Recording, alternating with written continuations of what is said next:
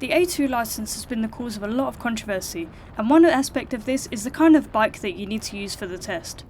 At the minute, there are a few different requirements. These are to do with the weight of the bike, the power to weight ratio, the horsepower of the bike, but also the engine size. At the minute, you have to use a minimum 400cc bike to take your A2 test on. A lot of the time, people will end up taking their A2 on a 650, since schools can restrict a 650 to use it for the A2, but they can also leave it unrestricted to use it for the full A license. This means that if you wanted to upgrade from a 125 to say a 250 or a 300, you have to do your test on a really big, heavy, powerful bike that isn't the kind of bike that you even want to ride. The government have been consulting on this for quite a long time, but earlier in the year they ran a survey asking people if they thought that the minimum engine requirement should be reduced from a 400cc to a 250cc. Overwhelmingly, people thought that the reduction in engine size was a good idea, so the government have now decided to adopt this policy. There's no date yet, but it's likely that at some point next year you'll be able to take your A2 test on a 250cc bike. It's worth clarifying that they haven't actually reduced the power requirement, only the engine size, so there are plenty of 250cc bikes that are still not powerful enough to use for your A2. But bikes like the Z250 are around 30 horsepower or so, and that's plenty for your A2 test.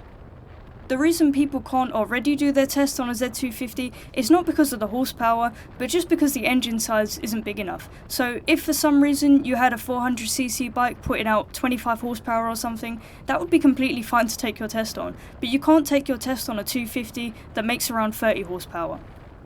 So I think the change is absolutely a good thing. For most people, it's not going to make a difference either way. You'll probably still use the training school's bike, which is likely to be a 650. I don't think schools are going to run out and buy a whole bunch of 250s, since they already own 650s and they can be used for both A2 and A licenses. Schools might buy one 250 or so, but most people are still going to be taking their A2 on a much bigger bike. The law change is really going to benefit people who are using their own bikes, since you'll now be able to take your test on bikes like the KTM 390, the Ninja 300, the Z250 and the Z300. If you're a shorter rider like I am, riding something like an SV650 or an MT-07 is really hard. In fact, it's borderline unsafe. Of course you can learn to ride any bike, but try and control such a large heavy machine when it's potentially your first time on a bike if you're doing your direct access is really not easy. For shorter or physically weaker riders, it's much easier to control something like a 250, which isn't too different in size and weight to a 125. From what I can tell, the Z250 is basically the exact same weight as my 125, exact same seat height, basically the same frame. It's just got a 250 engine in it. So if for some reason you can't use the training school's bike, this is going to open up a lot of options for you for bikes that you might want to buy. I've heard the argument made that you should have to take your A2 on the most powerful bike that your license enables you to ride, but this doesn't make sense to me. You're not doing your full A license on a liter bike. You can do your full A license on a bike that has 67 horsepower and then go out and buy a H2 or an S1K. So I don't understand how that can be true, but then someone who can control 30 horsepower can't control 47. I've also seen the argument that schools are going to basically pass everyone on a 250 because it's easier and you'll have people on the road who aren't well trained, but I've already kind of cleared that up. I don't think they're going to go and replace their perfectly good bikes with some new bikes for no real benefit. I've also heard it said that your CBT should allow you to ride a 250, and then it kind of eliminates the need for this change. But we already did have a law where people were allowed to ride 250s on a CBT, and the reason it's gone to a 125 is because of all the crashes that were happening. 250s are very powerful these days.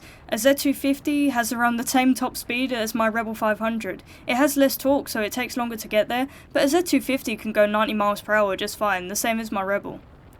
So I don't really think you should let people ride a 250 straight off the back of the CBT. It's not how it used to be. 250s are very, very capable bikes these days. Any way I see it, this is going to only do good things for road safety. For somebody who wants to upgrade bikes slowly, they want to go from a 125 to a 300 to a 500 or something like that. This allows them to do that really easily. If you find a 250 at a good deal, you'll be able to buy it, use it for your test, and then go ride it. You won't have to go straight from a 125 to a 650. I think a lot of the controversy around this change comes from a misunderstanding that it's going to make the test easier, but there's still a minimum power requirement, so like I said at the start of this video, plenty of 250s you won't be able to use them for your test because they're just not powerful enough. You are going to have to use a bike of a certain power, It doesn't necessarily mean that it has to be a really big heavy bike, but it is going to have a decent bit of grunt to it. And if you've proven that you can ride a 30 horsepower bike, I really then don't see the issue with that person going and buying a 40 horsepower bike or a 45 horsepower bike. You're talking about a 10 to 15 horsepower jump. It's not like you doing your 4A license on a 50 horsepower bike and then going and buying a 200 horsepower bike. I think it will be really interesting to see what happens when this change comes into force and people start taking their licenses on smaller bikes. Personally, I really wanted to upgrade from my 125 to a Z250, so if I was allowed to do that, I would have just bought one and done my test on that, and not having to buy a really big heavy bike that I don't really want. But it'll be interesting to see what you guys think anyway. Let me know in the comments, and as always, whatever you ride, ride safe, and I'll see you in the next one.